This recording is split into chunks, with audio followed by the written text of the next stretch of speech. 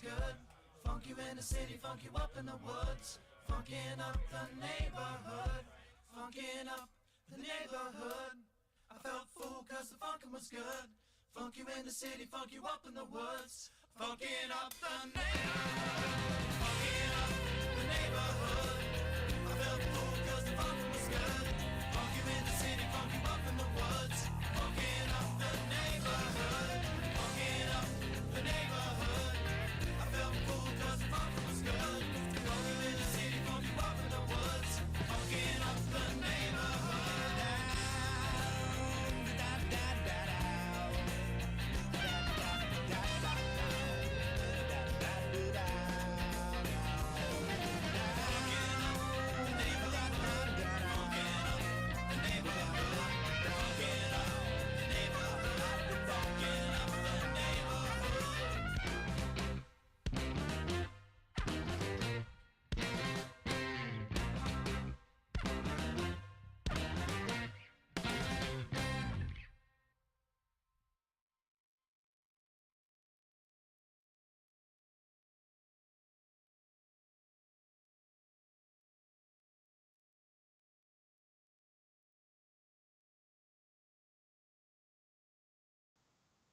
Will do. And we're back.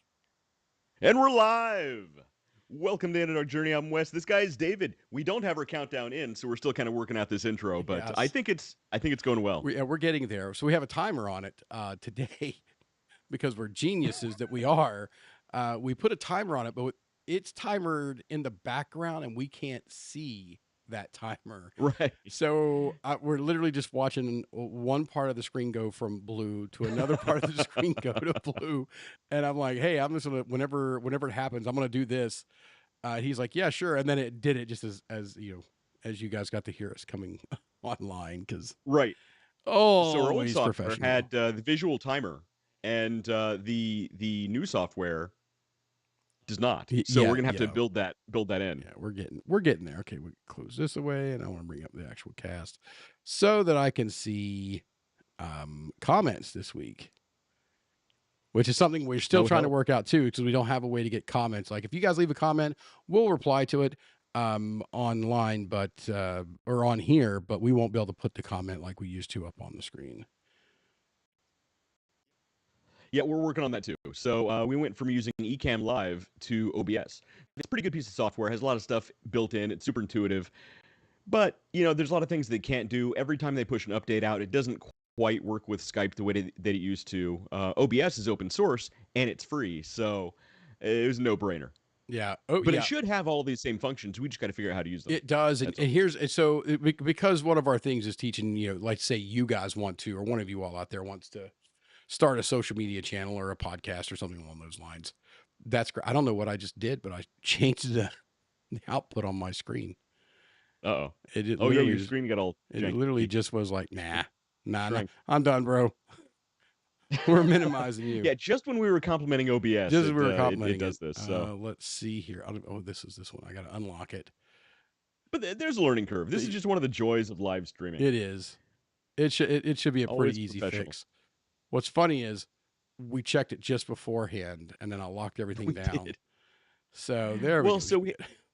There you go. So we had a similar problem last week where every time you'd switch scenes, my screen, my camera would get really, it would change zooming and sizes, scale and everything. Yeah. So, but look, it's a learning curve. We're getting there. Yeah. So David, how you been? I'm doing all right, man. I'm doing all right. I seen, the medical stuff I went through with the whole brain leak and everything. There's a baseball player on the Mets team, right? There's a baseball player on the Mets team that just had the same surgery done. And they're talking about the recovery time is 4 to 5 months. I'm like 4 to 5 months. I took about 24 hours off, bro. What are you doing, man? Well, nut up or shut up, bud. No offense, but your job isn't quite as physical as a professional athlete. He's going into the off season. They lost the playoffs. They're out. They're done. They're gone. He's in the off season. Right, but you don't potentially have people throwing baseball literally just at your resumed head. again. It just resumed out again. What the heck's going on? Oh, there you go. Well, yeah, that's weird. Yeah. I just saw it. Yeah, no, I'm watching on Facebook. Okay, yeah. That's strange. Just jump to it there. So, thanks, OBS. Yeah. And since it's open source, we can't really complain to anyone. Yeah. So Yeah. that's another problem. Like, what do you like? I can't really You call get what you pay the for. developers to complain. Right. So it's not That's too bad. super weird. Yeah, I don't know why what's it's going on, doing that. man. So I'm going to leave this open and unlocked, and we'll just kind of go from there. Yeah, that's weird. All right. Yeah. Everybody watching and listening, we apologize. We're getting there. It's again all the joys of live streaming.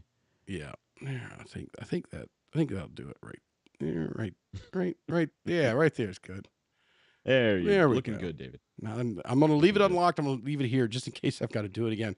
So last week it was doing it as we were jumping through. It looks like we're frozen up on Facebook though. No. Oh no, that was just my computer as I'm messing with the settings over here. It's stopping over there. So. Yeah, I'm monitoring Facebook, so hopefully I can see the comments come All through. right, well then I'm going to leave the something. comments to you, and I'm going to shut it off just in case it's sounds great. Not playing well here. So save yourself the bandwidth. You're on the comment duty, so that'll work. So to the important question of the day, and it's who you are voting for tonight. Are you voting for bourbon or beer? Tell us what you're drinking, West, because we don't care about the other stuff. Since it is voting season, it's all politics all the time, as long as you're incredibly drunk. Yes. I am drinking, sticking with Guinness, but going with a different Guinness this time. This time I'm going for the Guinness Foreign Extra. Pretty tasty stuff. Just a nice, clean stout. 7.5% alcohol, so not bad. Pretty tasty little stuff. So what's do you know what the standard Guinness is? It's like a 3.5 to 4.5, isn't it? It's like 4.5. It's pretty light. Yeah, it's not pretty not easy terrible. going. So that's got a little more Foreign Extra. It'll get you where you need to go. Yeah, that's a little more oomph to it. Just a touch. Okay. What about you, David? So last week I finished off my bottle of Blanton's. It was the last one I had over there. So today I went and bought another bottle of Blanton's. And I'm debating. Of course you did. Why not? I mean, that's what you do, right? I mean, I found a nice little liquor store. I'm not telling anybody where it is because it's mine. I found a nice little liquor store that they've got a bottle of E.H. Taylor in there. They've got the 16-year Calumet. They've got a bottle of Eagle Rare. And they've got, I mean, they just got tons of stuff, and their prices are just right where they're supposed to be. So nothing's overly, and I mean, they got hundreds of bottles. I mean, it's tons. Wow. They got a really good selection. But I've got a bottle of Blackened over here. This is the original Blackened Batch 135. I've had a Blackened 101, which was the first actual release, was the 101, because the first 100 of them are being saved for aged 8 years, 10 years, and so on and so forth. So we'll see those later. But I've got batch 135 here. As you can see, I've put a decent amount of pressure onto it. And then the other night, I was having a drink with a friend, and I poured myself at the end of the night. I kind of poured myself a little bit of Buffalo Trace, and up to this point, I've kept the Buffalo Trace around because a lot of people are like, "Oh, you got Buffalo Trace, great." And I was drinking it the other day, and I'm like, damn, it's pretty good. It's pretty tasty. It's fine. It's more attainable as far as not just the ability to buy it, but like just the ability to understand it. Yeah, right? It's not super complex. Yeah, it's not going to blow your mind if you sit there and trying to think about the flavor profile. Yeah. But it's nice, tasty, easy drinking bourbon. It is an amazingly easy bourbon to drink, and I was very happy. So now I've got a dilemma. Which one of these delectable bottles do I get into? I'm debating on whether I want to crack open the brand new bottle of Blanton's. See, you might as well kill that Blackened while you have it open. Yeah, that's what I was kind of thinking too. And I was leaning, it was a Blackened day. I listened to a lot of Metallica today, so we'll go Blackened. You listen to Metallica? I refuse to believe it. And I played a decent amount of it. I played a decent amount of it today too. So out of those three guitars behind you, what do you play the most? The red one over here on the end. This is my custom SG. It's an Epiphone version, but it's a set neck Epiphone, which is a little rare to find. Most of them are bolt-on necks. But that's a set neck. I was thinking that. I thought the same thing when you were saying that's a set neck, but I've gutted all of the original electronics and tuners and bridge, everything. Everything's been replaced on it. And it has the same exact pickups and basically format as the white guitar, as the white guitar there has. It has exactly the same pickups in it. So they sound extremely similar. It just weighs half or less than half than that guitar That's right important. there. That guitar right there. I mean, I'm still picking up and play it, but damn, that thing is heavy. James It's your Hetfield. workout I for don't the know day. how he does that, man. I think they call it the Iron Cross because you can't see it from here, but Because it's made of iron. because sure as hell feels like it when you pick the thing up, but it's got a little Iron Cross logo on the bottom of it. But There you go. when you pick it up, you can. If I put the two of them in the hand and you're blindfolded, you know which one I'm talking about. Oh, you mean this one, the one that's heavy as hell. I'm about to drop. Yeah, that one. Yeah, it's Yeah, it's a that's piece James of equipment. Hetfield's workout. Yes, That's how he stays in shape. that's it right there. Okay. Well, you know what? I just don't see a reason to leave that little bit in the bottle. Oh no, I can put that in my infinity bottle. Don't be wasteful. Come on. Putting bourbon in your infinity bottle is not wasteful. All right, That's a good point. There we go. That's a good point. We'll leave a little splash for the infinity bottle, which we won't do Yeah, live on that's the what I air thought because Matt it's was back drinking there. the other day. That's what I thought Matt was drinking last week, and it turns out he was drinking my Macallan. Your 18-year-old Macallan. He's like, I don't know, just something over there, some Macallan or The something. Macallan. Wait, what? And I'm like, wait a minute, you drinking the Macallan? Like, that's a bit of a stretch there, bud, for a guy who doesn't like Blanton's. Yeah, he doesn't like Blanton's, but he'll drink 18-year-old scotch. Yeah. He's good taste. Oh man, I love Blacken. It's good. It's good whiskey, man. I need to pick up a bottle of that. Oh, Again, the liquor shops around me never had to have the good stuff, so I got to follow your advice, and I'm not gonna yeah, give we were your going to repeat that. Yeah, tactics away, but don't I gotta repeat follow those your tactics advice and find online. one of those places. Yeah, Yeah. right now you can I think it's right around $60, $50, $60, something like that. You can get the cask strength version Ooh. of this, which is what goes in the other decanter. I don't know if you guys can see it back there, but I got the round decanter, which is my infinity bottle, and then I've got a nice square crystal decanter back there, and it has, the only thing I ever put in it's cask strength blackened, which is like Nice. it's like 125 proof or something. It'll start hurting you. That'll get you where you need to go. It'll get you where you need to go and quickly. Yeah. What bottle was that we were drinking the cask strength at the cigar place? That was Wild Horse. That was Wild Horse. Or not Wild Horse Soldier. Horse Soldier. Horse Soldier. Yeah, that was an interesting night. That I think that one bottle got a few people where they had to go that night. So I went last week. I think I told you, because I did it before we had a podcast last week. I went down to New York City and I was in New York There City. you go. And I did a cigar thing, and there was, we did bourbon. I took a bottle of the cask strength blackened and a bottle of the cask strength Horse Soldier, and the Horse Soldier's up there, but the blackened, the one I took, I mean, it was 65% alcohol by volume or some craziness. And so I sat down. I was like, "Hey, here's the Horse Soldier. This is going to. You got to watch out. You got to be careful, people getting into this." I said, and this one, you have to be extremely careful because this one will catch you very quickly, and we could have problems. So there will be blood. Okay, so the screen just jumped again because I got I got arrogant and cocky, and I loaded Facebook back up, and it was like that could be it. It has to be it because it literally the moment I did it, it was like, and screw you. Oh man! All right, so here we go. Elgato camera. And Shelly Webb just joined. Shelly, how you doing?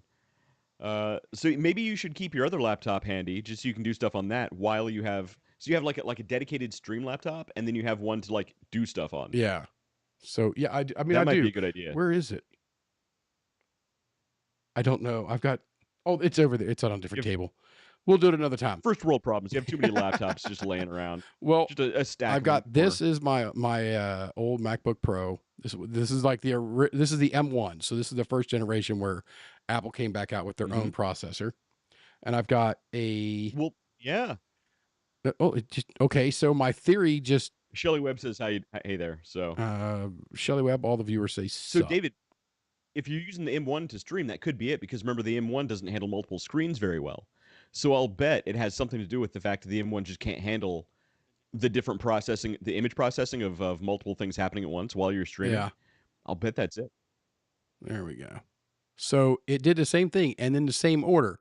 So it popped. Okay, so this is a good thing to know about Yep. OBS because it took my camera, it Mm-hmm. adjusted it small up into the top left corner, and then after I resized it, it automatically refilled it again back to the oversized Mm-hmm. version where you just see my head kind of in the bottom.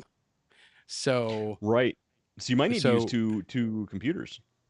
yeah, so I'm not doing anything on the computer down here anymore. So or the actual computer anymore. It's just run the podcast up on this, and it's supposed to be able to handle a single external display just fine. So we'll see. So We'll I actually see. think I do need a new laptop, by the way. So I think when I get a new laptop, I'll probably just save this one just for streaming, and like that's gonna be the computer's only job while it's going, and I'm gonna be doing Yep. everything else on a different machine. Yeah, Gonna have to. that's basically what this computer is. I just do basically this podcast. I might check an email from time to time, but this whole computer is basically just for this podcast. Yeah. That's all it Yeah. does. But I mean, now we're asking it to do a little bit more, so I might upgrade in the future. I use a M3 Pro MacBook for work, and it's got 36 gigs of RAM in it, and it's a beast. But it again like the Iron Cross. The thing weighs a freaking ton. That's what you can name that laptop. So David, I think you're officially a Mac guy now. I think that's what's happening. Well, I've got two, but I've always been okay with the computers, and I like my iPads. It's the And you have an phones. iPhone. It's the You got an iPhone. You phones. got an Apple Well, Watch. You I got do. two I don't have an Mac Apple Watch. laptops. I've bought 2 Apple Watches in my life, and I've given both of them away. Oh, there's the balloons. Yeah, I'm celebrating the fact that I That's your gave celebration. away 2 Apple Watches because I didn't like them. I almost bought a third one thinking, oh, I can just link it to my work phone. My work phone is for work. I don't do anything else with it. I don't carry it with me unless I have to. Done. Because it's my Android phones. They just work to me. They just work better. They just work better. Easier All right. for me to Look. deal with. All right. Just saying. So what's David, going on? What's going on that side of the world? What's going on over in the C bus in the 614? Give me the 411 or the 614. Ooh, that's kind of cool. We should patent that. Copyright that. That's. I want a nickel every time he says it. Literally same stuff, different day, stuff I can't talk about because other stuff's happening. Oh yeah. But yeah, there is a little bit of news. we have news. We do have news. Share Let's some see if I can get the news queued up here. You get the news queued up. I will hit the button that says news whenever you're ready. There you go. We're all ready. I just seen your screen. I just seen your screen adjust as well, so I'll do that. Okay. All right. No, it's jumping. All right. So this is actually one that you had sent me. Yeah, this one so I this like. is guess who's suing the FTC to stop click to cancel. So before the show, we were talking about this a little bit. This actually links back to something we spoke about a few months ago, where the FTC was actually cracking down on Adobe because Adobe is notoriously hard to opt out of any of their platforms. This is like the old Girls Gone Wild. Adobe Stock. What's that? It's like the old Girls Gone Wild, man. When you got into that subscription, it was almost impossible to get out of it. I never subscribed to porn, but I'll take your word for it. Well, I mean, I didn't either. I'm just saying I knew people who did. I mean, there's a lot of other ways you could have gone with. You could have gone with Columbia House Records. You could have gone with a gym memberships. A lot of different places you could have gone. But I had a gym membership, and it got so crazy me trying to cancel it. What did I do instead? I literally changed my entire banking. I changed the debit card. I changed the checking account number and everything. I literally closed that account, opened up a new account, and say, "Hey, I can't get these people to stop." Right. And so they're sending me this thing going, "Hey, you." I'm like, "I haven't been in your building for over a year. Go away." Right, and that's it. And a lot of people do that. So that was a real thing. But Adobe was notoriously hard to opt out of their platforms, like really hard. Like there were pop-ups and things were like deliberately confusing, and you had to do this, and then you had to like write a formal letter. Is nuts. So the FTC changed things to where it was much easier to opt out, like a single click opt out of certain platforms. The sort of repercussions of this were it didn't just apply to Adobe; it applied to a lot of other digital platforms, as well as other pieces of software, pieces of um, proprietary platforms and agreements and yada yada yada. It went into a lot of different fields, is what I'm trying to say. And what these companies are finding is they're actually losing a lot of money by letting people unsubscribe from things they don't want. Yeah. And these companies are saying, "Hey, we don't want people to be able to leave us very easily," so they're suing the FTC to reverse this rule. Yeah. Yeah, So that's here's so insane. I don't think my take's going to be very hard to understand or very surprising for any viewer who knows me whatsoever. But I am just, I'm not usually a fan of any government entity. All right, first and foremost, Three-letter agencies. I three have yeah some things to say. yeah 3 letter agencies, not my type of peeps, right? But I like this. I like this law, this rule, and I would like to get Sometimes a they get it right. list. I would like to get a list of everyone who is involved in this because it's a company that they're using Mm-hmm. to sue. I would like to Mm-hmm. get a list of all of that company's clients that is pushing for this so that we know who is trying to lock us in and we can just Yeah, leave en masse. Like, you know that's what? exactly it. Just cancel. Literally, there needs to be a button on the end of every email that you send, cancel subscription. And I go Right. So there, I even don't in have to click email. more than just 2 buttons and done. Mm-hmm. Right. So in the email world, that's actually a thing. It's legally required Yeah, for unsubscribe for for the canned can spam messages. laws that you Yeah. must be able to unsubscribe with a single click. And believe me, I work for some very, very big companies who spend a lot of money trying to find ways around that, and Yeah. it's just not a thing. So it should be the same way for software platforms as well. There should be a single click, opt out, I'm out, I'm done. I don't need to tell you why. I don't need to give you my mother's maiden name. I just want out. Yeah. Yeah, go away. I don't know what is going on with your camera. It is Whoa, going what was that? nuts. I just You're just are zipping you all over the adjusting things place. over there? What's Well, happening? it started jumping around and then I was like, all right, I got to stop this thing. Something's going on here. And now you just shrank again. Weird. Must No, be I'm must watching be on cold in the Facebook as you're internet. trying to fix it. That is Must be super cold in the internet. strange. Yeah, so right now, I mean, for the last 10 seconds, I haven't touched anything, and you've changed sizes twice. So again, OBS folks, we're getting there. We will get it figured out. But until then, just bear with us a little bit. It's a learning curve. Something's happening. Maybe we're Yeah, being hacked by these companies who are trying to get us yeah. not to opt Like out. no, we went you off there. We're on several lists. It could be any number of those Oh, lists that we're on. we're on some government lists, that's for sure. John Yeah, Calendar, by the way, I saw your comment. I'm not reading it, and for our own safety, it's actually a good thing we can't have comments on the screen right now because we switched streaming platforms. So, John, thanks for here's that. what I'm going to do. I'm going to bring the cast over to here.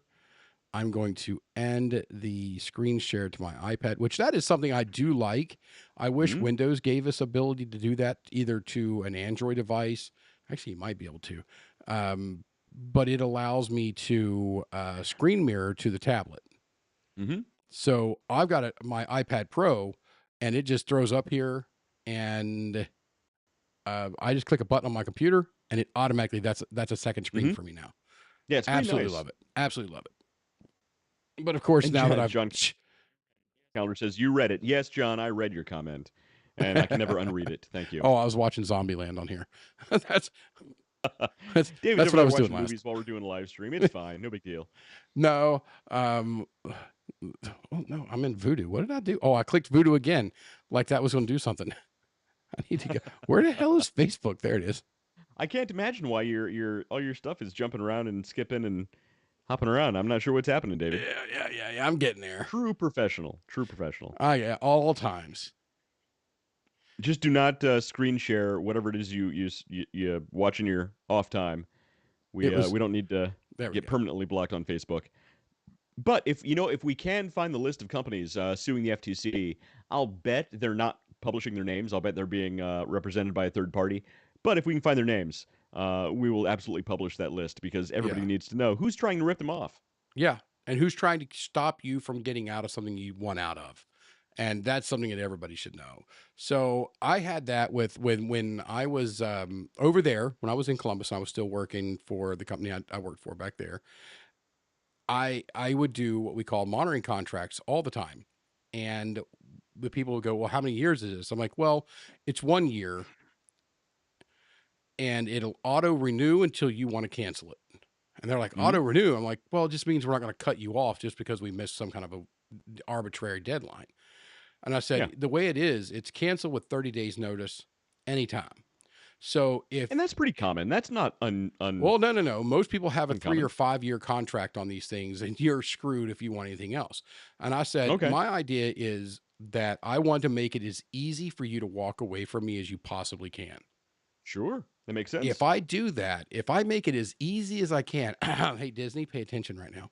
If I make it as easy as I possibly can for you to walk away from me, that guarantees that I'm going to do everything I can to keep Mhm. you as my customer and keep a satisfied customer. That's it. If I give you an easy out. Now, if I try to lock you into something, well, now I've got to lock you in. I don't have to worry as much because you can't go anywhere. And Mhm. then maybe I've got time to settle things down over 3 to 5 years on the contract. And I just said, no, I'm not doing any of the long-term contracts. You get it here. This is your price. You know, if a price increase comes along before it goes into effect, we'll come here, we'll redo the agreement, and we can go forward. But if you cancel, let's say you pay in January, which is when you pay for the whole entire year, and you cancel in June, or you cancel and your end date is at the end of June with a 30-day notice, I'm giving you half your money back. There you go. I want to make it as easy as possible. And the number of times I've went off on, well, you about how important customer service is. How many just times have I ranted about, you know, the value that you get with good customer service? That's because that's what I believed in, and that's how I grew business. Was top tier, excellent Right. customer service. That's it. It's all about, and I know you're a big customer service, like aficionado. So you are a Advocate. big fan of good customer service. I've heard you have some rants about poor customer service. Oh yeah. Uh, John Calendar says, "Is that also what you tell Nikki?" Oh, I want to make it as easy for you as possible for you to leave. Oh, absolutely. Oh, absolutely. But that just ensures that you're going to be an extra good husband. Oh, Is I think what, for some reason it doesn't translate. Nah, she can take it or leave it. I don't think she's watching. I Look, can say weird shit right now. David, we keep telling her that she can do better. She hasn't listened yet, so Yeah, she doesn't think so. So apparently, I'm a win. I'm a quite the catch she's got there. David, you're a keeper. I'm a keeper. So you're what they call a keeper. Yeah. All right. So one more piece of news here. So David, as far as AI, I know you're a big fan of the AI. You're a big just AI aficionado. You keep up on all the news, all the important stuff happening. Yeah. AI is changing our world in so many ways we couldn't possibly imagine. Here is just another way AI is changing the world. Yeah, I seen a thing So the this is other from day where you could take a picture of some random person, put it in, and okay. it'll put them in lingerie. So yeah, AI is just changing the world, man. What are you gonna do? Well, this is from Earth.com. So AI helps humans have a 20-minute conversation with a humpback whale named Twain. Apparently, Twain told them their name. I don't know how they named it Twain. But unfortunately, all it ended up asking for 20 minutes is, hey, where all the blue whales at? I don't know. I don't know what's happening. But they had a 20-minute long conversation with humpback whale because of AI. How long did it take us to break the Rosetta Stone? But look, we found the Rosetta Stone of speaking with I don't think we did. whales. I don't think that we did. I think that somebody's like, you know what? I think that whale is missing other whales. I think what actually happened, so I read the article, and apparently what it sounds like is they exchanged clicks and whistles for about 20 minutes before the whale went away. And they assume it had some sort of a conversation. That's pretty much the gist of the conversation. But Really, they it did was just learn the gas whale's name was bubbling through Twain. the bowels of a whale. Right. It's like, In the meantime, man, the whale is that just sitting there like, that are you going sushi to did feed not me or set me not? well. That sushi did not set well on my belly. That's it. They just were listening Oh, to whale farts for 20 minutes. oh, this is so enlightening. We're becoming one with. Oh man, So AI is changing the AI, world. man, it's coming after all of us. So I was at a factory earlier this week that manufactures XYZ stuff, And they've got all Mhm. kinds. The freaking thing is jumping all over the place. I don't know what that's It going is, on. man. What's going on? No idea. No idea. It's like it's wanting to scale it somehow. It's going back, but it's Right, jumping there's some around. sort of auto scaling happening. Yeah. Well, if I'll, what we'll do is we'll YouTube other people who have had this problem. We'll find a fix for it. There's got to be a fix for it. It has to be. But I blame anyway, Skype. I'm at this place and they've got all these robots that do cutting and folding. I mean, there's a lot of manual labor there too. And the people that think that robots are going to build other robots to create an army has never ever been to an actual manufacturing facility. It's going to happen, David. It can't. We would have to the amount of work humans would have to put in to make that. Nobody's done it yet. Nobody's David, done the it yet. Tesla bot is going to cost $20,000. You don't think an AI can make $20,000 from the betting market alone? These things are going to make so much money, and they're going to build their own robots. They're going to build robots that can build robots that can then go in and change the algorithms in the AI platform itself. It's already happened. We just don't know yet. That's what's wrong with the world. Have you seen the politicians speak? Any of them? It's AI.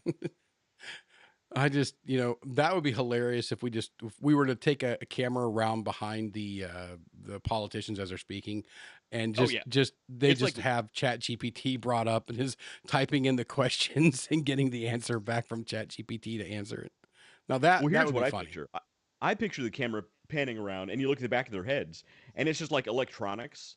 Like you're looking at the back of data with Chuck E. Cheese data head with a when you go to positronic Chuck brain. E. Cheese Oh and they have yeah, the animatronics. the animatronics. Yeah, that's all it is. It's just animatronics. Yeah, I just resized you again. I don't know what's going on, man. This thing is like, you know what, guys? Tonight, no. Yeah, we'll figure it out. Oh, Nikki is watching. Oh, She is says she you watching? are a keeper, David, Oh, with a big shit. heart. She loves you. Yeah, the way she treated me And, today is ridiculous. John asks, where's Matt? And we have no idea, John. Matt is MIA, so which means I get to keep a little bit of my nice scotch for later.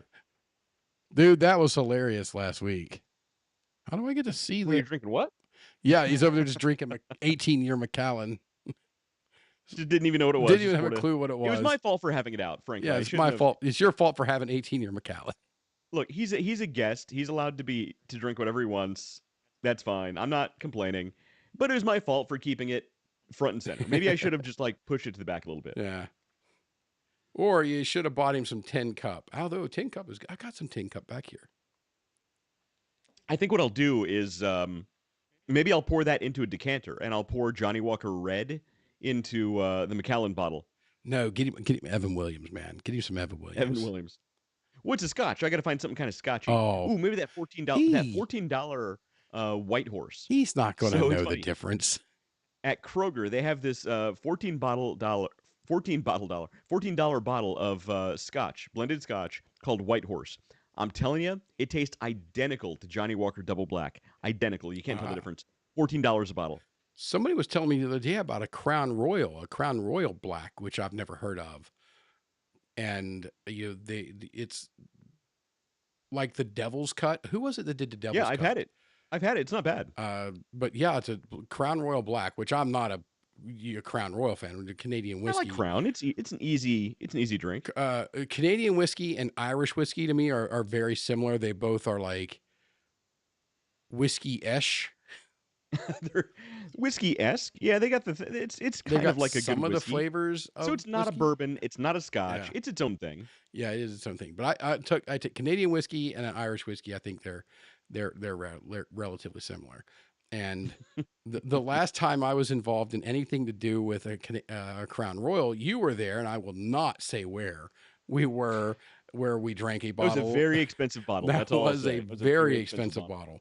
It did come with some perks, and they were perky, but it was an expensive bottle. It was a little cold in there. It was a little nippy, but it was an expensive bottle. We'll just put it that way. It was a good time though.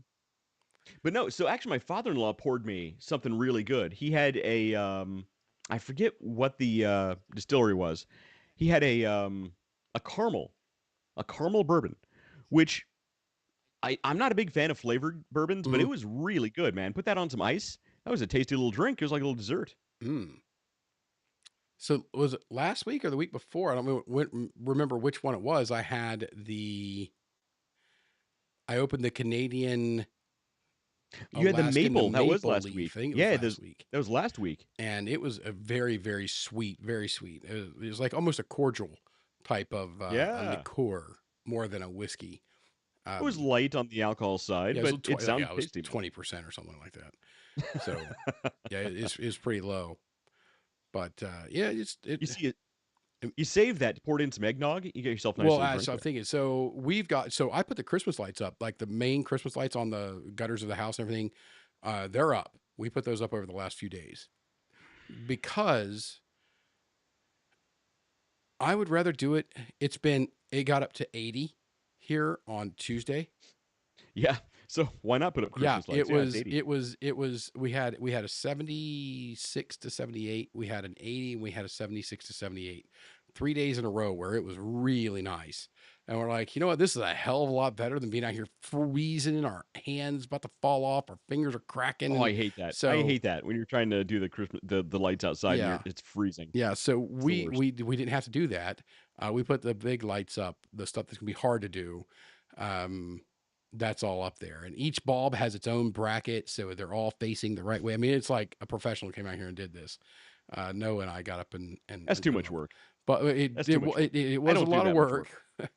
It was a lot of work, but it looks good, and we've got them unplugged, and we'll turn them back on after Halloween because we do up Halloween pretty decent here too. There you go. So look, that is, on the update I have, I talked to you guys. I told you I found a distributor for Little Debbie's. And that's right. I have 200 boxes of Little Debbie sitting in my dining room now. Right. So anybody in the Syracuse, New York area, go to David's house. He will be handing out full boxes of Little Debbie's for Halloween. I will not, but David has taken it upon himself to be that guy in the neighborhood that all the other fathers hate. Oh yes, that's who he is. Yeah, I don't have a rival dad here, mainly because I don't know any of them. Fair enough. I know like two guys, and this is because my daughter. Well, I know one guy, Mike. He's a buddy of mine, Mike, who's been on the show. He's a good friend of mine. But the other one, there's only one other dad I know here, and that's just because his daughter plays with my daughter. And the first time I met him, he come up to the door. He's like, "Yeah, is so and so here?" And I'm like, "And where do you fit in this equation?" It's like, "I'm her dad." I'm like, "Oh, okay, well that makes sense. Come on in." And I'm like, "Hey, come on over here. Funny. Hey, kid, random kid A, come up here. Somebody calling him to be your father's here." Yeah, all the other dads want nothing to do with you because you're just that prick down the street who gives out full boxes of Little Debbie's and does way more than they do for random holidays. So yeah. Well, they could be spending their time having conversations with Twain the humpbacked whale, but AI. Look, ChatGPT is good for a lot of things. Now you can talk to whales. Go figure. And if whales could sing, they'd hate it too. All right, you can switch back to the other scene. That's all the news I got. That's this one. Of course, nothing political. You're off. Let's see if it works. You're off kilter. Back. I got. Hey, oh nope! It changed perspectives. That nested folder didn't quite do the job. No, it didn't. Okay. Still trying to find an answer for some things, but look, it's a learning process. Yep, and we'll get there. We'll get there. Oh shit! We got this. I blowed you up real big, girl. I have that problem. People are watching like, what the hell is going on here? They're like, yeah, didn't they? Yeah, I'm watching on Facebook. You're right. That is. There we go. We got you. We got you zoomed in here. It's all scaled back in the way it should be. We will eventually get this. I promise. So we do have a main topic if we want to get to that. Yeah, let's get to that. Let's get to that. Maybe we can brush this complete failure of the cameras zipping around all over the place. We can brush it under the rug. No, look, it's looking good. There's some. I'm looking on Facebook. There's some things we can tweak. I think yeah. Well, anyway, we're looking good. It's great. All right. So the main topic is how to solve any problem with the 1-3-1 method. David, have you heard of the 1-3-1 method? I did not until you sent the agenda day, and something that is of special note. David's ass actually read the agenda completely today. Yeah, I don't know how this struck you, but Yeah. somehow you like this topic Well, because you actually read the well, agenda. it also wasn't 70,000 bullet points long, and work was a little light during the afternoon, so that made it out. I tried to keep it a little Made it concise. made it out a little bit better. Oh shit! I missed my 5 p.m. meeting. Oh well. Don't set 5 meetings for me at 5 p.m. That's what I was gonna say. That's their problem for setting a 5 p.m. Yeah, meeting. That's just it's uncalled for. it absolutely is. The guy's in Yeah, no, Australia, that's not so it's cool. like something ridiculously early for him. Oh, But still, he's in the other hemisphere, so yeah, they don't count. yeah. It's summertime down there. He's he's getting all the heat. I'm getting all the cold. He can wait. He can wait till tomorrow. Yeah, exactly. That's hilarious. So the 313 method is actually something that I've used a lot in the past, and it's something that I've used leading other team members. You know, when you have people come to you, a lot of times people come to you with problems, right? When you're leading a team, the problem with leading a team is you get shit coming up from down below, you get shit coming down from up above, Yeah. and nobody ever gives solutions. So the 313 method or 131 method is basically the solution to that. Whether you have a team answering to you or you have to go and answer to your boss, and they will really appreciate this too if you implement this in your own way of approaching problems. So essentially the idea is, and we'll go through like very specifics how this works, but essentially it is what the thing is you have to identify one problem. Okay, you have to say you have to go to your boss and say, boss, there's a problem. Karen. He's going to say, well, now what? Because his job is not to know exactly what the problem is or exactly how to fix the problem. That's why he hired you, right? It's your job to know exactly what the problem is, identify the problem, and then fix the problem, right? So when you go to your boss constantly with these problems, unless you have solutions hand in hand ready to move out, he does not want to hear from you. You're more of a pain in his ass than anything else. Because This he's is not the okay. problem So solver. You're the problem solver. I can also vouch for this because it was one of the things I used to tell people. Like, if all you're doing is coming to me with problems, I got so on Hmm. the background of my computer. I think it's Teddy Roosevelt had a quote that complaining about a situation or complaining without proposing a solution is just called whining. That's it. And Teddy Roosevelt, yeah, man. He was a wise dude. yeah. So I keep that. I used to keep that on the back of my on the background, and I set up for business meetings all over the country, even outside the country. And people read that, they're like, "Dude, can you send that to me?" Like, yeah, absolutely. I keep it up there to remind myself. Not only do I need to teach other people need to do this, but I have to do it as well. Just add that to your signature on your email. Yeah, so it depends on what stupid ass thing the company I work for is doing at any given time. I change the things. I love it when they're like, "Hey, we got to stop spending money. We can't travel too much. We gotta watch this." And I put the Henry Ford, a man who stops advertising to save money, is like a guy who holds the hand of a clock to save time, and it's at the bottom of my emails. And some people are like, I love "Dude, that quote. you are really walking a line on this, aren't you?" Like, nope.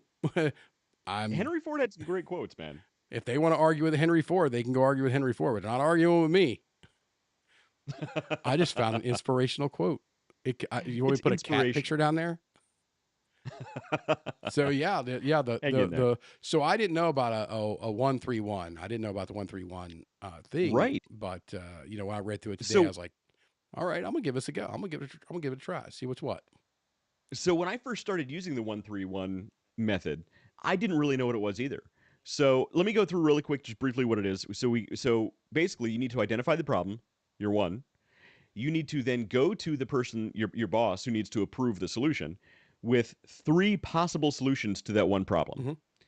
Then you need to have one final uh, um, option to say, this is how we're moving out, and this is how we're going to solve the problem. And then he's going to say, yep, this sounds like the right course of action, move out. Or he's going to be, a little bit more discerning, and he'll probably say, well, why don't you try one of these options over here? But you're going to make his job infinitely more easy, and he will thank you for it, I promise you. But when I first started using the 131 method, I didn't really understand. I didn't even know it was a thing, right? So I first started using this when I realized when I got to a point in my career where I was at a Fortune 500 company, and they had some layoffs, so I ended up answering to one of the C-suite executives.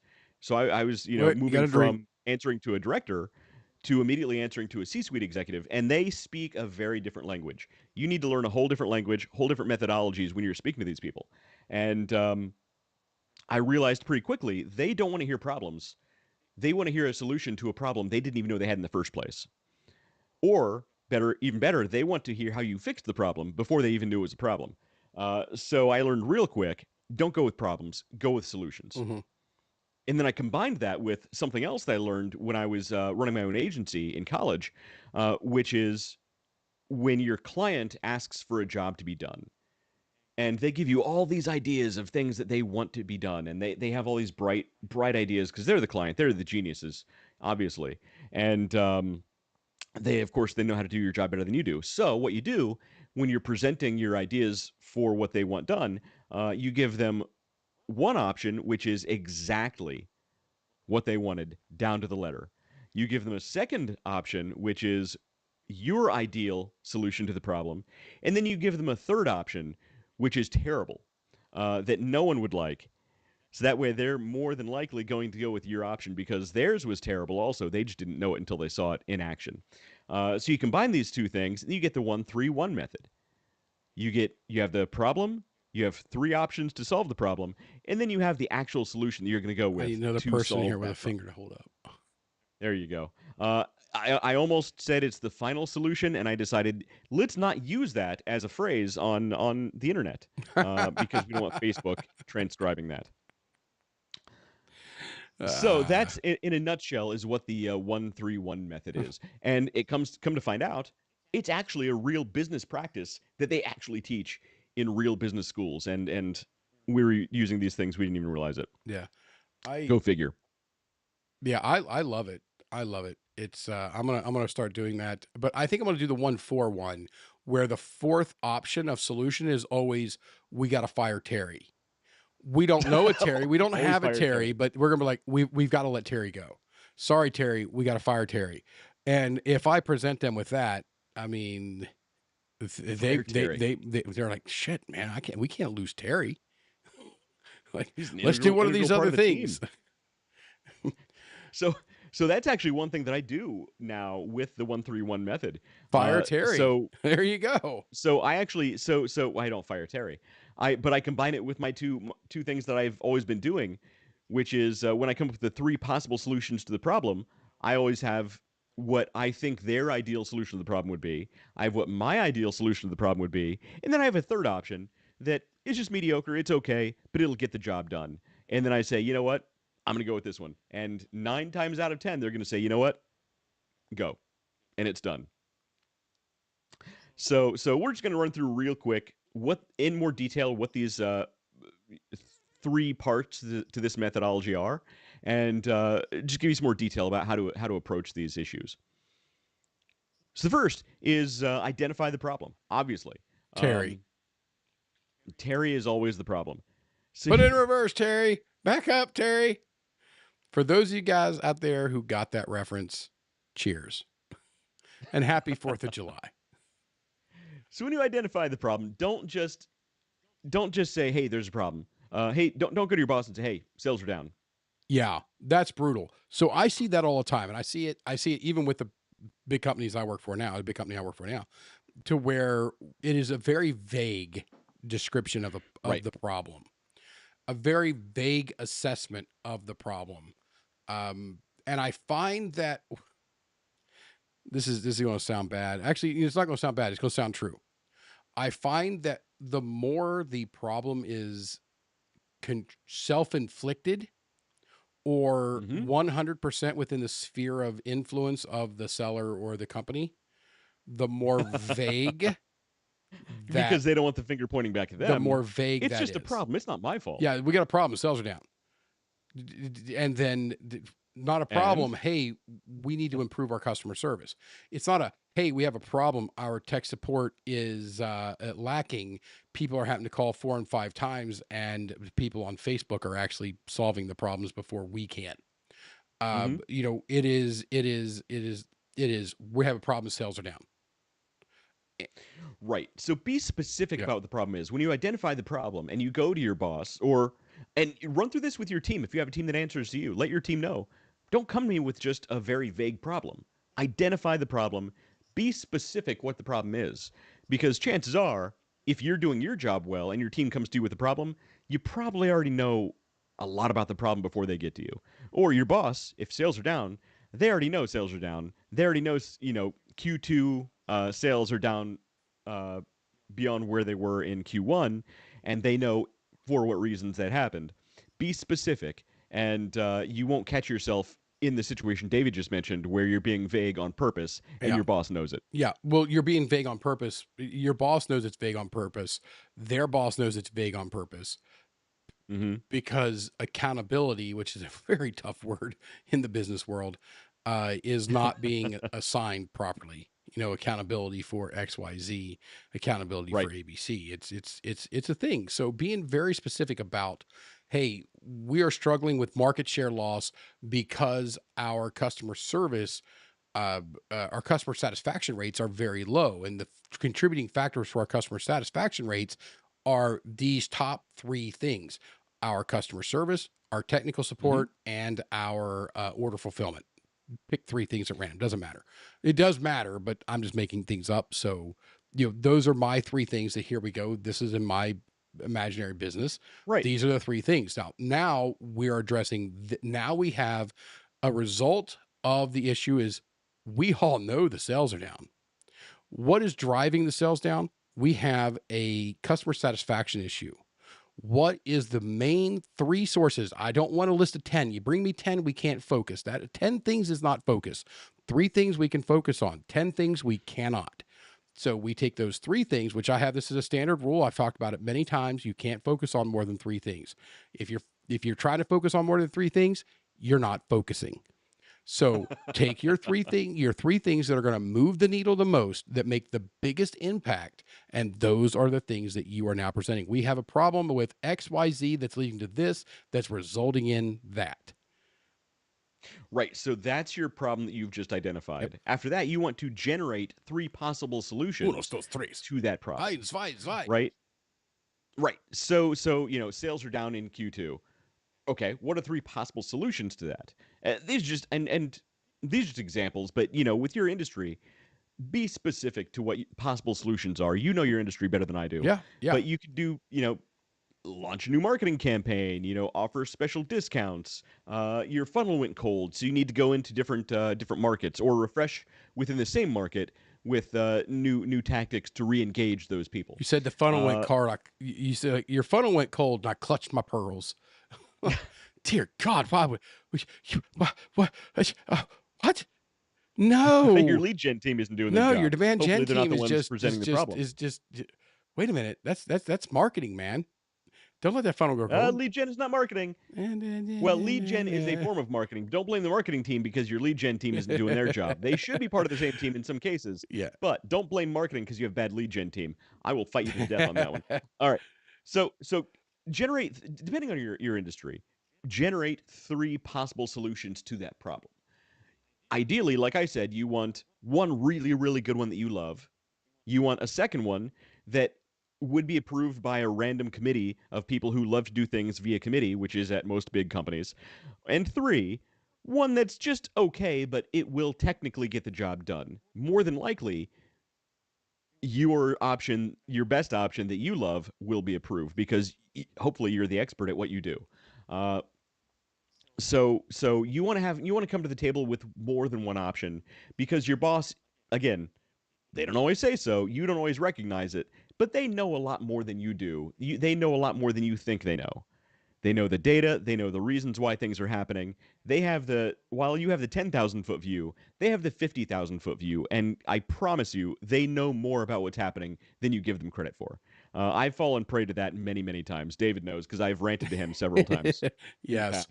Yes. I'm usually the one coming back going, now, wait a minute. Now think about this. You're right though. So I was just talking to you before the show. I was like, I made a comment on Facebook, just kind of poking fun at my own world and electrical world and whatnot. And man, I got under the skin I You rubbed really some got people the under wrong the way, skin of some which is people, pretty funny. which is hilarious because it was all the whole thing was meant as a joke, and there are some people out there that they Cannot take a cannot joke. take a joke. Yeah. Right. So I didn't hear if anybody commented. I did put the Blantons up and the Buffalo Trace up and was like, hey, in the comments below, tell me what you want there. If you guys got my, I don't know how sign language, but the That explains why the only messages we received were hand emojis. I don't know what they're trying to all say. right. Well, so yeah, it was a middle finger up. So I went with, and I think I might have poured a little bit more in that glass than I intended to. I mean, that's a glass. That's a glass Hey, of bourbon. David, you've poured drinks for me, and according to you, that's a normal pour. So I don't want to hear it. That's 2 fingers, man. If you have elephantiasis of the hand, Yeah, it is what it is. if you're Seal Boy from the circus, that's 2 fingers. Yeah. All Yeah. right. So come with so generate 3 solutions is step 2. I like that. And So then that so wait a leads minute. Is so Oh, yeah. because I'm weird. That's what I am. That's what I'm a weird guy. I mean, I wasn't gonna say it, I but Matt will. Harmon is watching. Matt, my We bourbon's missed waiting you. for you. Hey, I want you to use Gatorade on one of your film things to develop with the lightning. I want you to use Gatorade and tell me what happens. You think the electrolytes are I gonna do think something with the well, the electricity? electrolytes are what. I mean, if your body runs out of electrolytes, you can't transmit electrical Well, signals. it's what plants crave. It's what plants crave. Obviously. Yes. Yeah, Mondo. So I want you to use Gatorade and then show me some of the results. It may have a graying effect depending on how it is. So what I'd really like you to do, here's what I want you to do. I want you to get your pan, pour your regular solution in it, which is whatever your typical chemical makeup is. And then I want you to quickly pour a stream of Gatorade in whatever design you want, and then immediately subject it to the lightning. Immediately subject it to the Tesla coil, and then I want to see what happens from there.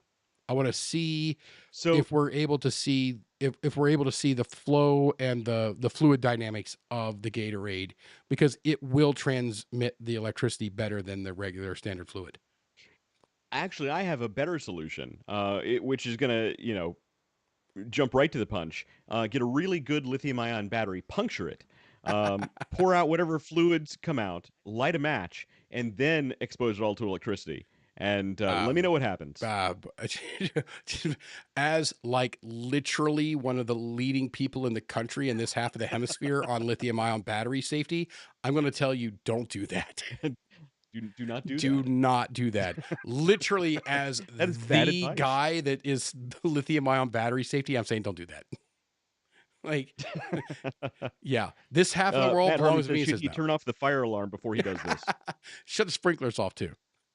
Yeah, exactly. Exactly. Yeah, don't light a match. It's not going to work out well for anyone. So the electrolytic vapors that are going to come out of the lithium-ion battery are flammable, extremely flammable. So yeah, nothing good's coming out of this. It doesn't matter whether it's an LFP or not. Just for those out there, and it's not that anybody is watching that's in this camp, but every chance I get to tell the people this, I do. If somebody's trying to tell you that LFP batteries are safer, they have higher tolerances, but they are just as susceptible to thermal runaway as any other freaking battery. Well, what could go wrong, David? It could burn down your building. I mean, whatever. Just whatever. It's about life safety. Stop trying to sell something and start providing people life safety. Yeah. So three possible solutions to your problem. What I was getting at was the order and how you present them. Is there a specific order when you were talking about, hey, we've got this is their business speak one that they're going to resonate with the most. We've got the one that I think is the actual best. And we've got the one that's like reducto ad absurdum. Right. Not quite reducto ad absurdum, but I've got 3 things here. Is there a way that you would present them to be able to sell yours a little better that it would present better when you're when you're enlightening your the supervisor? That's a great question. So so in marketing and sales, there's actually a technique specifically designed What's going on? I said the sandwich technique. Well, it's the sandwich technique, or it's actually called the decoy technique. And Ah. we've all seen this at the movie theater with the things of popcorn, right? So you have the small thing of popcorn. It's about, this big, Oh, okay. You're talking about the small, medium, right? and large. And Okay. it's Yep. $4. You'll have the next size up, which is this big, and it's 6.50, and you'll have the The large super size, major. which is slightly larger, but it's $7. You don't care about selling the $7 one. You know more than likely you're not going to sell the $4 one. You want to sell the middle guy, right? And that's why you have those three options. Because if you only had one option, Yep.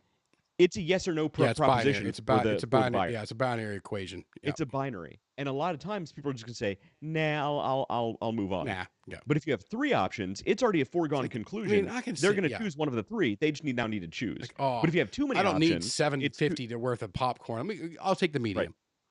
right, exactly. Now it's only 50 cents less, but they just spent $2 more than they would have on the previous one, right? Yeah. So it's genius because it creates a foregone conclusion that they're going to choose the middle option, right? That's just it's psychology. And it works. And So that's going to be your okay. So we got a 80-20 is our normal way of doing things. This would be, I break it up into the 80-10-10, because 80% is going to take that middle. And then you're going to have 10% go, mhm. well, I can get a medium. I mean, I don't want a small, but I can get a medium. But for only 56 more, I can get a large. So I'm going to get a large. So, Right. and then you got the other 10%, but you're still, again, we always tell you guys when you're looking at your business Right. to sell to 80-20 and sell to your 80. That's exactly it. So, 8 times out of 10, they're going to choose the middle option. So what you want to do when you're presenting your three possible solutions, the first solution is the one that is going to be approved by committee. It's Okay. not the best solution according to your mind, but for in a giant corporation where everything is done by committee, it's the safe option. That's the one you want for your first presentation. Okay. Second is your ideal situation to say, you know what? This solution is better than the first one because of X, Y, and Z. It's going to get the job done because of A, B, and C. This is the one I recommend. And then your third option you're presenting is the one that more than likely isn't the best option. It's kind of mediocre. It'll kind of get the job done, but not really in the best way. But it's there as an option because you want that rule of three to be in place. You want that decoy philosophy. Now, any more than three, you're muddying the waters. It's like David said earlier. Give me 10 solutions. Yeah, you can't focus. It's all in the fog. Yeah, I you don't can't- care. yeah, I don't you want to hear can't from you. focus. So when you Three is the magic number. 3 is the magic number, and that actually is from political campaigning. That's from political campaigning. And if you want to read a book, while this guy has kind of fallen off the freaking cliff lately, he was a genius back in his first stint as CEO of Disney. His name's Bob Iger. He wrote a book, or had a book written called Ride of a Lifetime. And he actually goes through this and explains it extremely well. And if you're not a book person, you're like, I don't want to do that. If you sign up for the masterclass series, he actually goes over it in the masterclass as well. And if I had to pick between the two, knowing, because I've got both of them, I've done both of them, I would take the masterclass because you have access to other things as well, including some Metallica stuff, which is badass. Of course. Yeah. So yeah, but it's a focus of three because you can't focus on more than three things. If you've got more than, well, I can focus, my brain's super powerful. I mean, and mine is. So, I mean, like, really, you're not focusing. Can you think Right. about 10 things? Yeah, you can think about it. Can you do 10 things? Yeah, you can do 10 things, but you can't focus on 10 things. There's not enough hours in the day to apply meaningful time to execution of 10 things, where you could apply meaningful execution of 3 things. So stick to 3. Right. So three is the magic number. And because, again, It's a magic number. It gives you good, better, best solutions in an order that you choose to present to your boss.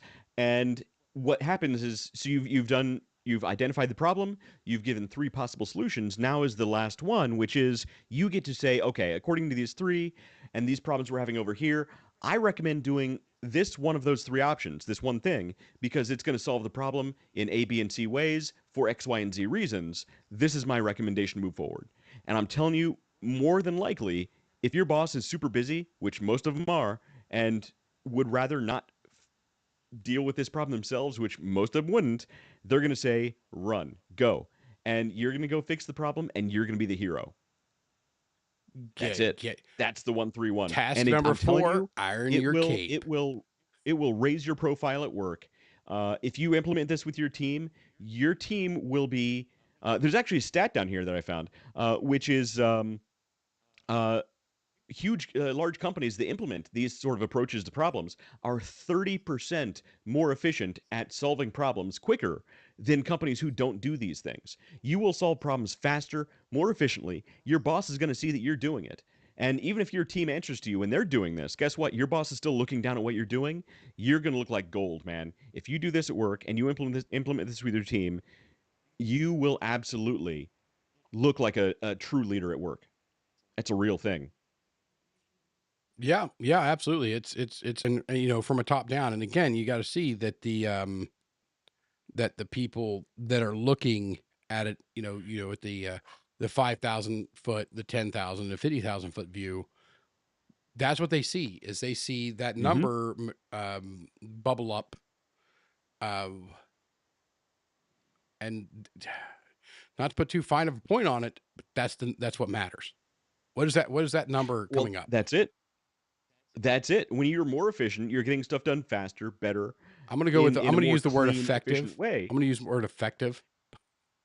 Effective and efficient kind of blend worlds at this point. But yeah, I'm I get not it. going I get to. what you're I'm going to saying. tell you effective. I deal with a ton of people that are all the time like, let's be more efficient. Nope, You don't use the you accent. I lost get what you're you saying lost though. 30% market share, bro. Let's stop doing that. So it will be. So we'll change. We'll in this case, we'll replace efficient with effective. You'll be 30% more effective There we at go. solving problems than teams who don't implement this sort of technique. And it sounds like a kind of a big waste of time. But one thing that I've found is when I'm at these big companies, and it's my job specifically to research ways to solve big problems that we're having. As I'm researching and as I'm learning these different ways to look at the problem, different ways to approach it, I'll a lot of times have found solutions I wouldn't have considered in the first place.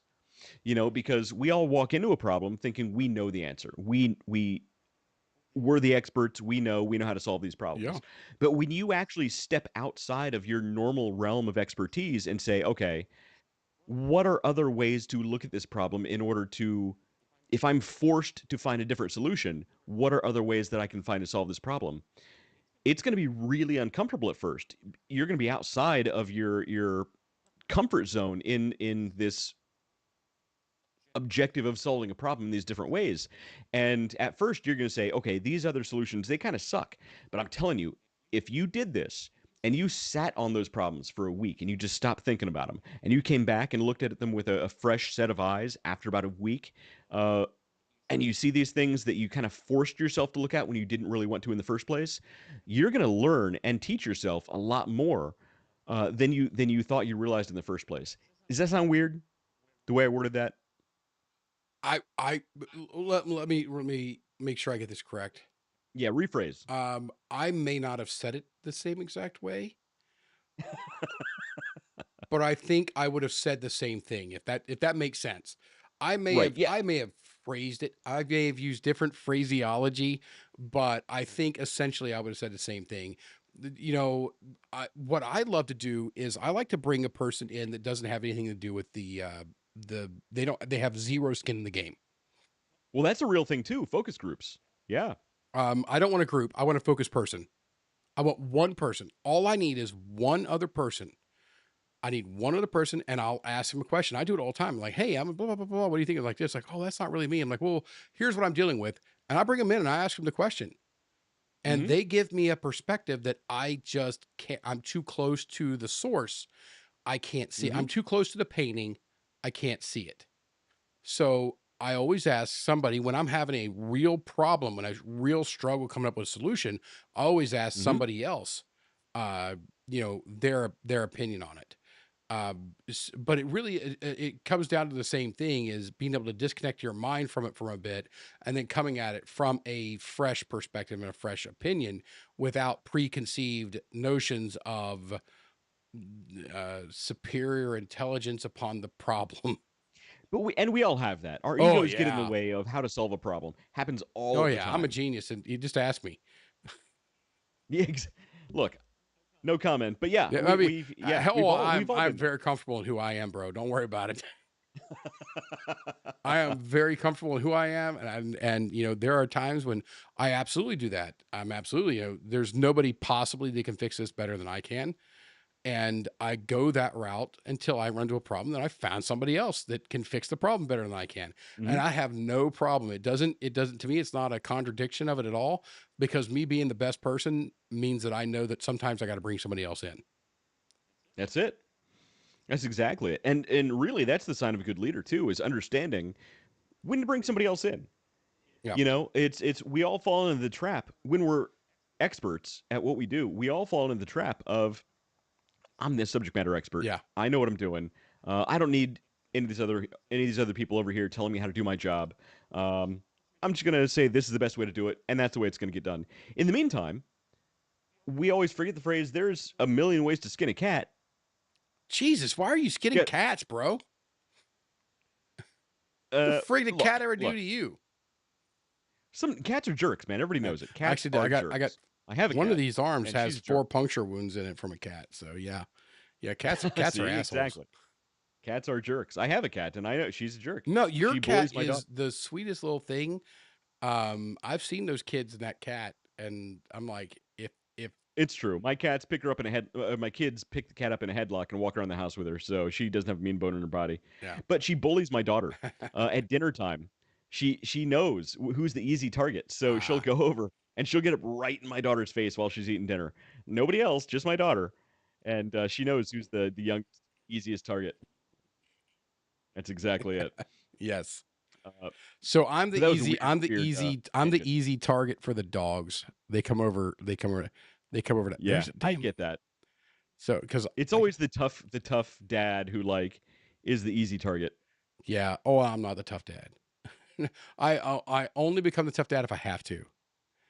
So today, Penny was actually in here. Of all things, she's in here, reading George Washington's Rules for Civility. She's literally Ooh, said, your daughter was "Yeah, reading yeah." that? She's in here reading this, What? and she's like, For school or like just "Dad, for no, fun? for fun."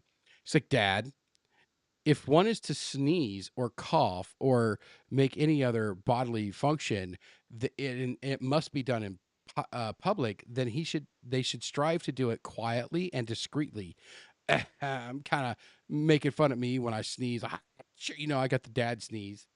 Right. So she called me. She flat called my ass out on that. Um, so but she was in here and I walked outside and I was like, you know, you need to do dishes because that's her job. Okay. And you know, then she didn't move for a while. It was probably another 5 minutes or so, maybe a couple minutes more than that. And I called back that time. I said, "Am I only going to have to tell you I need you to do the dishes, or am I going to yell and scream at you to do these dishes?" And it was just a few seconds later, she got up and walked out of here, and went and done the damn dishes. So I only go off the deep end when I have to. I I'm more impressed that your what 12-year-old daughter She's is 11. reading George Washington's Rules of Civility. She's 11 That's now. pretty amazing. Yeah, she dug in. Just was like, this is great stuff.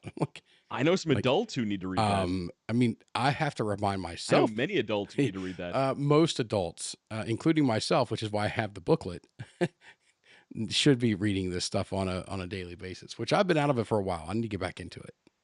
Yeah, my kids are reading Captain Underpants. Your kids reading George Washington's Rules of Civility. Well, she's 11. She's a little older than your kids. True, only by a couple of years though. But my daughter's also reading the books to Outer Banks, so it is what it is. I don't know what that means. It's a television I've been to show the Outer that Banks. It seems apparently fun. it's a TV show. My son's apparently infatuated with some cute girl on there, and now Dude, don't let him fall for a CW girl. It's unattainable. a CW girl. And give them 3 years, they'll all be on OnlyFans anyway, so it doesn't really matter. Yeah. So now Penny's watching it too, and I pull up the wife. I was like, "Is that okay for her to watch?" It's like, "Yeah, it's no problem." But then I remember I'm sitting here watching How I Met Your Mother with her, with Penny sitting on the couch and stuff. Yeah, that So was So I hadn't So yeah, I watched did the How I Met perfect Your week. Mother in a I long. banged 7 different women in 7 different nights in a row. So I Okay. watched all of How I Met Your Mother when it was first going, and it had been years since I'd watched it. And then I was at your house, and you fell asleep because you're on all kinds of medication, Yeah. and your family's sitting around, and How I Met Your Mother's on TV, and I'm just sitting there hanging out, and I'm like, wow, some of these jokes are like way more racy than I remember them being, and you're like kids are just hanging out like it's no big deal. Yeah. I'm like, whoa, that's I'm not sure I want. I'm not sure I'm comfortable with these jokes on TV. Yeah, they don't. These So kids the good around. news is they know the time and place type thing, which is something that was kind of hammered into Noah's head early. Yeah, Was, good you idea. know, I can say a lot of things because I know when I can say a lot of things, and other Right. times when I'm in other people's presence Presence I. in the Yeah, in it's the one of those. presence of the holy masters or whatever, There you uh, go. I keep my mouth shut because they can't take a joke. And it's just not worth my time to try to defend a sense of humor. Sorry about your luck. I'll keep my personality and myself to myself when I'm around you. But other than That's that, pretty funny. I am me. So my son is the most sensitive kid in the entire world. He is. He's a sweet Ultra kid. sensitive. If he hears a swear word on TV or in a movie, he'll look at me and go, "Dad." I'm like, Oh, I didn't say it. It's on TV. What am I supposed to? Plus, plus the words he hears on the school bus alone. It's like you've heard these words before. Your head's not going to explode. yeah. There, Even if you said one of them, I probably wouldn't freak out. yeah. But I can't tell him that. There's a meme that says, "Hey, if your kids are at my house, they're safe.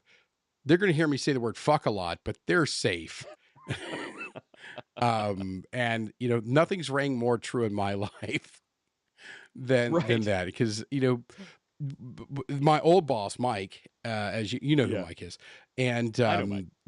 when I was kind of just starting out with his company, he made a comment. He's like, curse words, swearing, that is something that you can vent and purge, and those words can't hurt anybody Well, words are words. unless It's literally somebody just sound waves in the Yes, air. It doesn't affect anything. unless somebody wants to hurt themselves with those words, you can't hurt a person with the words. So people call me all kinds of things. I'm an asshole. That's Oh, fine I've because been I am. called all kinds of. I've I've been been called a called lot some worse bad than stuff. that. And you know Yeah. what? There are some people that if they called me rude, I'd be like, "Are you fucking kidding?" I'd be hurt.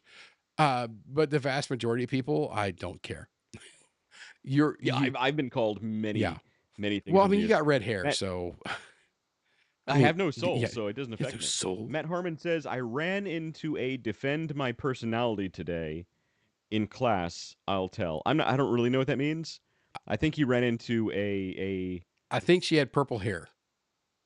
he probably ran into a purple hair in Yeah, class. purple hair. By the way, I did look at I'm watching the transcription on Facebook, and when you said fuck, it just gave asterisks. Yeah. So Facebook won't transcribe fuck. Yeah, it won't. And talk to text won't either. As you're driving down the road, I'm like, when I'm texting people, I mean, sometimes I need those words to really drive home. You don't need those words. Like, there's a difference between, that guy was a pain, or that guy was a pain in the ass, or that guy was a fucking pain in the ass.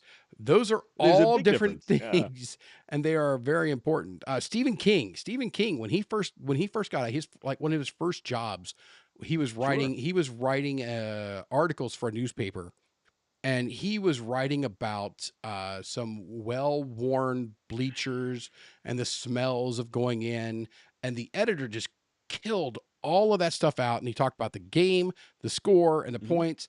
And one of my writing instructors at one point was like, they cut out all the stuff that wasn't. I said, no, I disagree. There is a substantial difference between setting in the bleachers and setting in the well-worn wooden bleachers.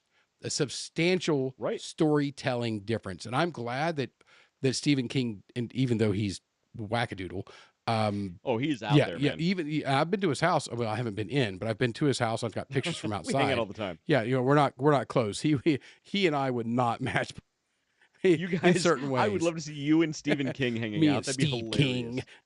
Yeah, no, we would not. Well, it would not. Well, he would run away crying in fear of his soul. Well, look, Yeah. So I actually I used to was be a sitting in big front fan of of him and go, Stephen King. Sinner. So I was a big fan. I'm a I big love his fan. writing. Had been in the past of his short stories. Yes. Stand by Me, amazing short story. Shawshank, short story, amazing. Yeah. Now his big longer stories are predictable and terrible. The Stand was passable, but I like not really Needful great for other Things. Like reasons. one of the longer ones, Needful Things was my favorite of the longer ones. I stopped reading Stephen King when I actually got around to reading it, Ah. and I'm not a fan of his anymore because if you actually read the book and look at how what the kids had to do in order to defeat the monster, you will look at this man in a whole different way and say, you should not be around children. He should not be around Well, children. I can tell you his house not within 500 yards. I have a feeling he was he might be on a couple of lists of people who flew to certain islands in the I don't Caribbean. know anything That's about that. all I'm saying.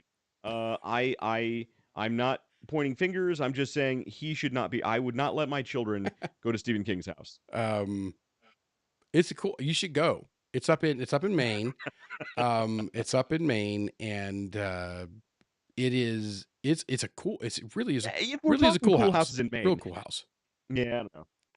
And there's Hey, some what's crazy is there's like politicians that live right next to him and everything, I'm sure there are. but I wouldn't let nobody them ever. around my children either. Yeah. That's see, those are the first people on my list not to let around my children or any politician. I don't care what letter you have after your name. Just I'm good. I'm good. Okay, so I Yeah, think we've went through the 1 and the 3. Did we ever get to the last one? I don't think we ever got to the last one. we did. So first was identify the problem. The second step was have three possible solutions, and the third step, the one, is to have choose one out of those three and present that as the best solution to the problem because it's going to fix its Oh, X, Y, and okay. Z because of A, B, and C problems.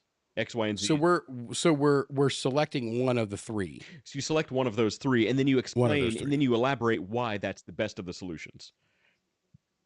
And I'm Mhm. telling you, if you go to your boss and you do this 1-3-1 method, you will be a hero. So okay, You're going because to save your I'm a boss so sales much time. well, because I'm a sales guy, I want to know. Are you projecting, are you pitching, here was a problem. I came up with these 3 solutions. I selected this as the best. We're not letting the manager, supervisor, VP, EVP, senior grand, global pastor of baptisms. We're not letting that person do the selection. We are selecting the best one of it and saying this is the solution I'm going with forward. Yeah, that's So it. you're the one making the selection. We're not leaving it up to this middle manager. Well, typically what you want to do is you want to say this is the one step that I recommend doing because of A, B, and C, and 1, 2, 3 over here. Um, Now, look, once you reach a certain phase of your career to where you've gained the level of trust where you can just act now and ask forgiveness later, that's what I Bad. do. I am wholeheartedly of the opinion it's easier to ask for forgiveness than for permission. So typically, what I'll do is I'll just Always. do the thing that I want to do.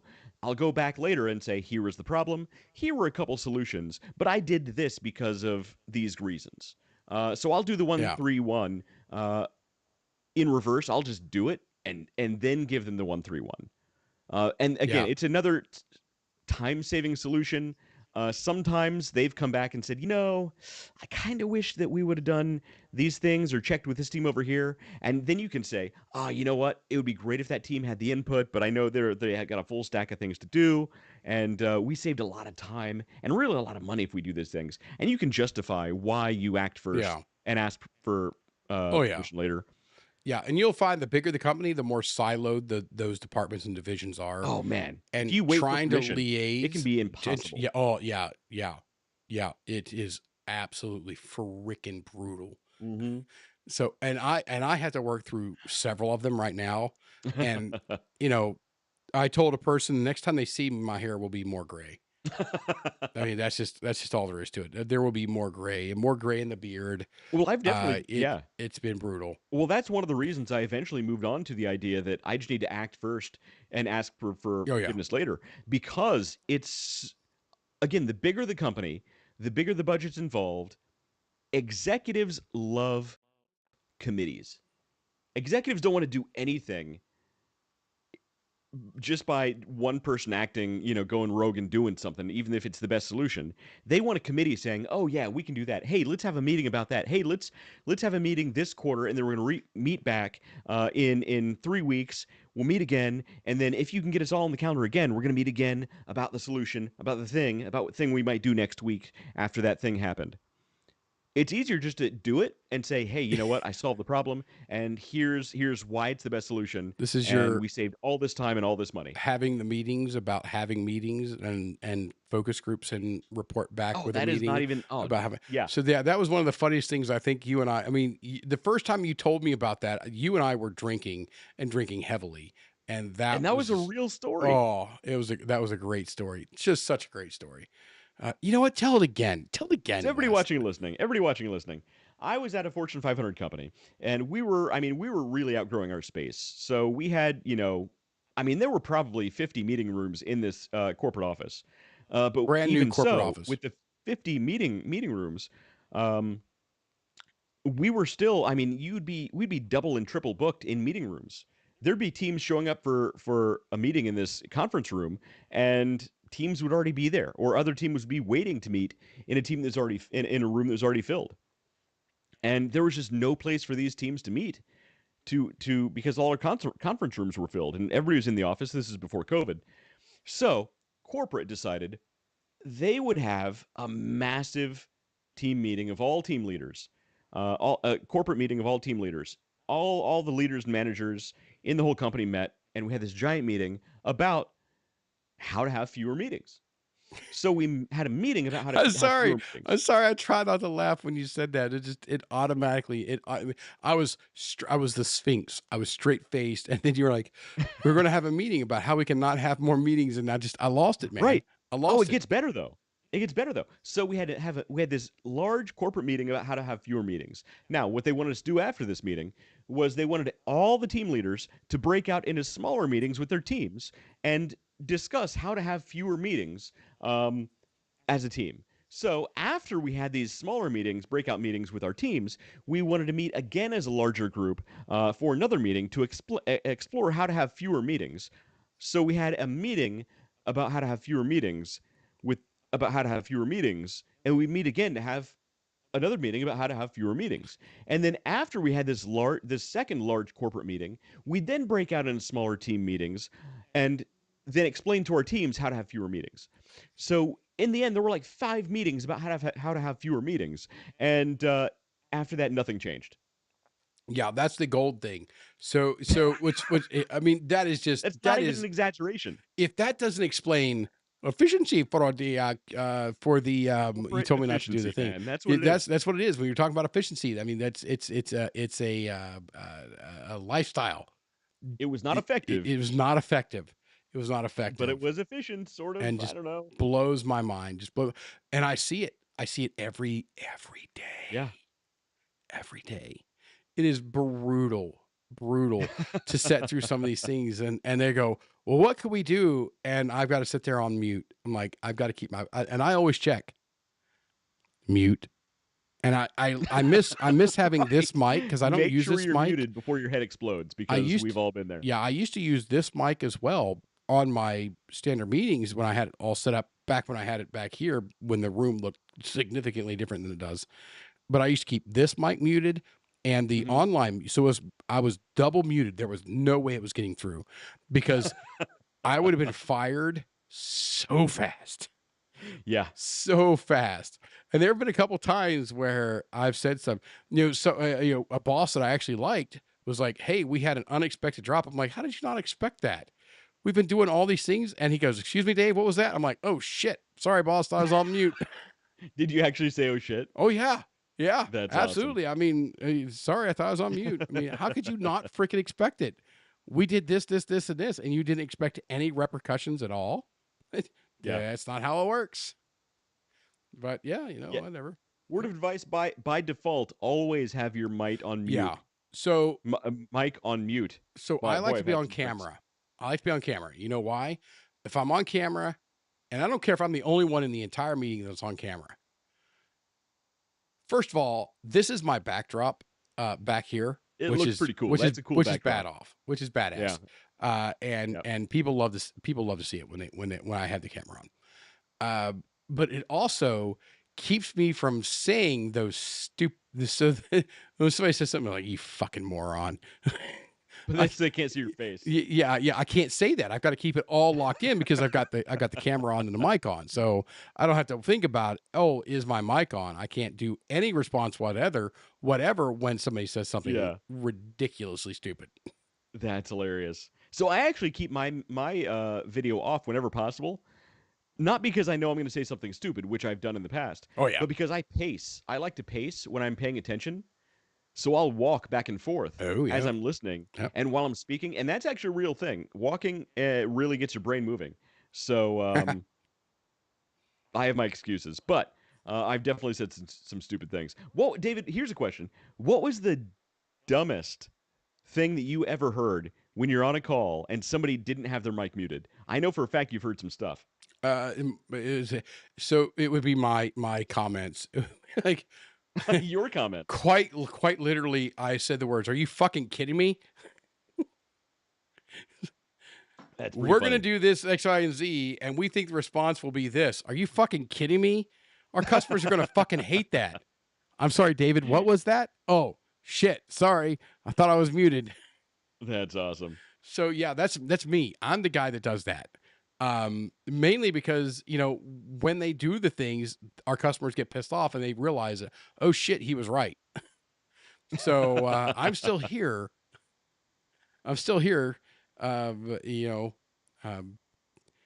Yeah. So the dumbest thing I've ever, now I have heard more stupid things and dumb things. What I say is not dumb. It's just like, not necessarily what needed to be said in a business setting. But some of the dumbest things I've ever heard, because they weren't muted because they were the presenters, it's just, standard things that they were doing. Oh, hey, by the way, we're getting rid of this and doing that instead. Like, excuse me? That's hilarious. So yeah, the person that that's accidentally not muted saying the most random ass shit, it's me.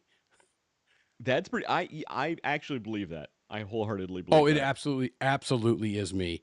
Absolutely is me. My buddy used to be my old boss, Bill. Man, he like, Dave, David, come on, man.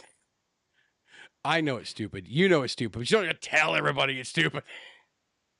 That's hilarious. So I was on a call with one of my previous companies, and there was a guy who was playing Call of Duty during a like executive level corporate meeting.